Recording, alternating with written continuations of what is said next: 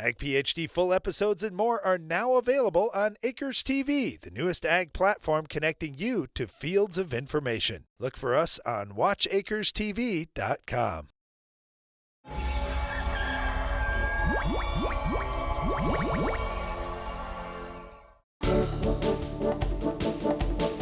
Here on our show, we talk an awful lot about soils and fertility. Well, if you don't know how to read a soil test, we'll teach you for free. You can come to our farm, to the Morton Center.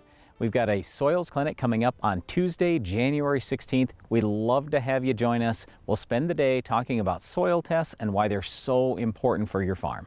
Well, one of the most helpful things for many farmers is to learn more about the soil and what you can do about it. That's the big thing. Not just, well, okay, it's nice to understand what those numbers mean, but how do I put them into practice on my farm to get more yield and more consistent performance out of whatever crop I'm growing?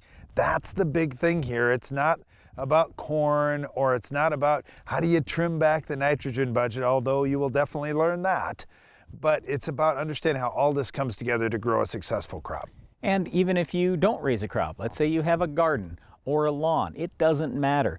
It's all the same. Soil is soil. You just have to understand the basic principles, and we'll teach you how to run through everything on the soil test that day. So by the end of the day, you should know how to read a soil test and how to make your own fertilizer recommendations. Yeah, the cool thing too is we've all got fresh yield data to work with from the last harvest. So we can say, man, I had some 300 bushel corn, I had some 100 bushel corn.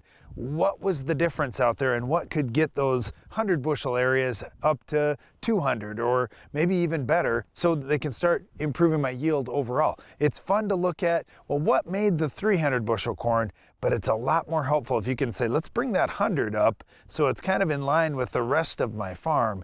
You can improve your yield so much and your profitability too. All right, here's how I look at it. If during your entire farming career, let's say you farm for 30, 40, 50 years, you spend millions of dollars on fertilizer. If you were to tweak that a little bit and spend your dollars a little bit more wisely, is there a way to maybe save some money? Is there a way to get more yield without spending any more money? I believe there absolutely is on every farm in the world.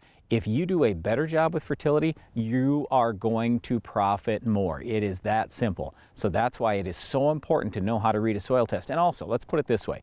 You probably learned from your parents and your grandparents a lot of things about farming, but they probably didn't teach you how to read a soil test. That's what we're going to go through at our Soils Clinic coming up in January. Well, you definitely don't want to miss the Soils Clinic, but you also don't want to miss our Weed of the Week if it's out in your fields. Can you identify this week's weed?